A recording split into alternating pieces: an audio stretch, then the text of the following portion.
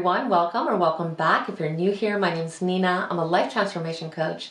And here at this channel, we talk all about mental health, personal development, and understanding our own psychology. So if you are not yet a subscriber, please go ahead and become one. We definitely want you to stay connected.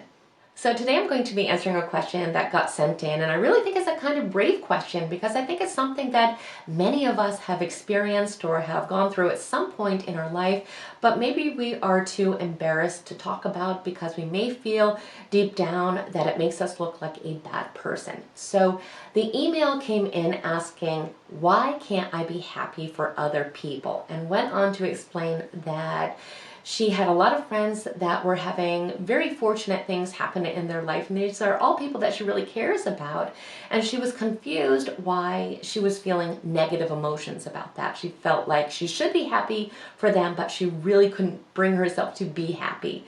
So why is that the case, and is this something that we can change? So again, whether or not we choose to admit it, this is likely something that we've all dealt with from time to time. Maybe not habitually, but we can definitely understand where the question is coming from. And if you clicked on this video today, chances are you are struggling with this right now.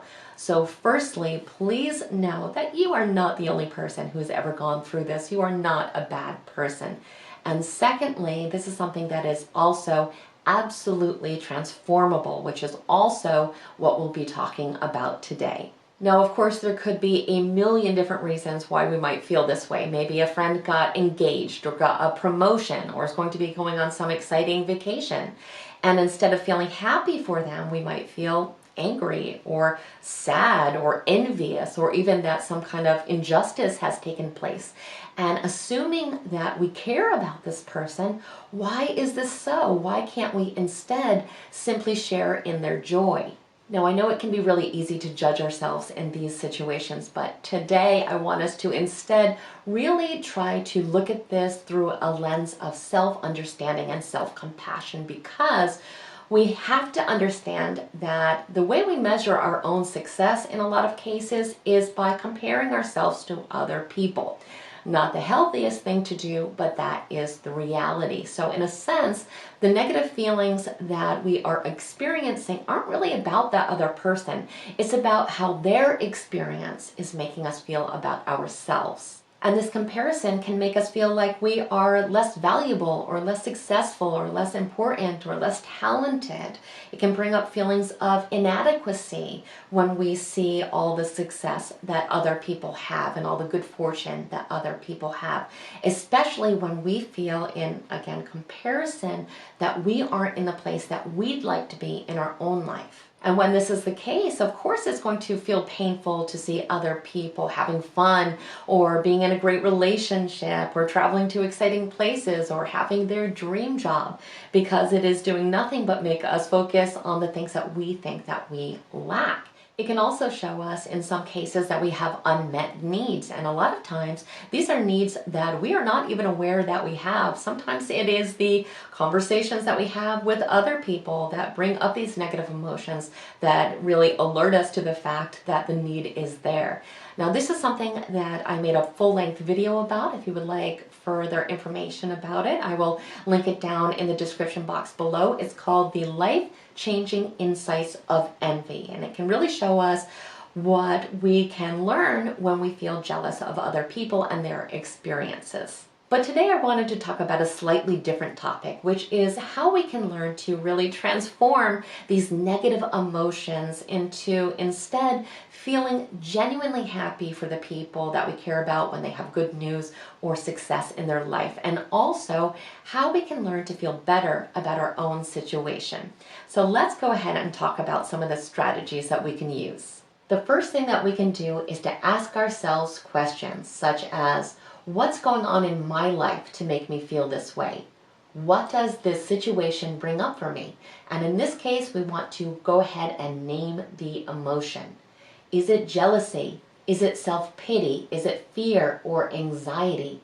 And lastly, what conclusions am I drawing about this situation? It's really essential that we do this type of analysis because otherwise we have these negative emotions but really no context. We don't really understand why we are feeling this way. So we walk away from the situation without anything getting solved. So instead we want to use some true introspection to get to the bottom of why these feelings are there in the first place. What is this situation making me feel about myself? The second thing that we need to do is realize it's not a competition. Simply put, there is enough space in this universe for both you and them to be happy and successful. These are things that are not finite resources.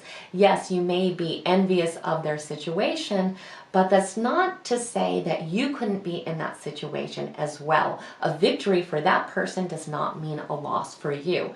I know it may seem that way sometimes. We may irrationally feel that way, but that is not the case. So we have to remember that life is not a competition. We are all on our own separate journeys.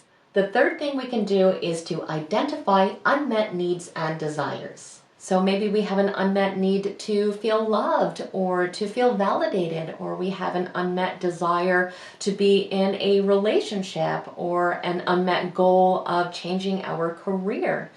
But when we really look at their situation and see what we really desire for ourselves that we feel that they have, it can provide us with so much information because we can see where we need to put focus and effort in our own life.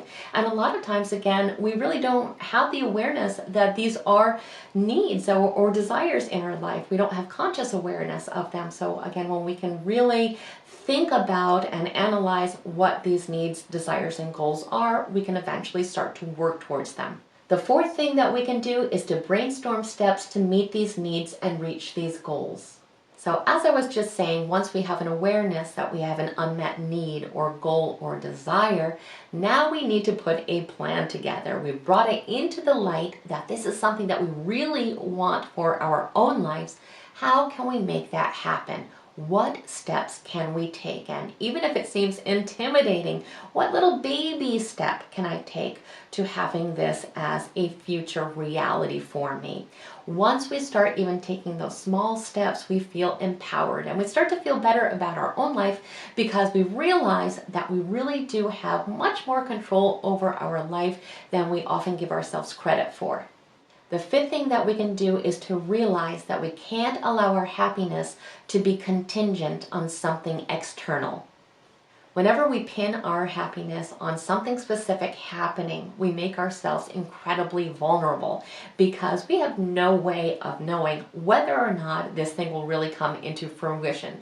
Yes, we can do all we can to work towards that outcome, but that's not always going to be what the outcome eventually is. So if we are waiting to have a baby to be happy, or to have a degree, or to have a specific job, or to live in a specific area, if we are waiting for all these things to be happening, we are going to push off happiness and push off happiness potentially forever because there's always going to be something else that we want, something else that we are telling ourselves is necessary for us to be happy, when in reality we have the capability of being happy right now. Now that doesn't mean that we have everything that we want. That doesn't mean necessarily that our life is in alignment with all our hopes and dreams.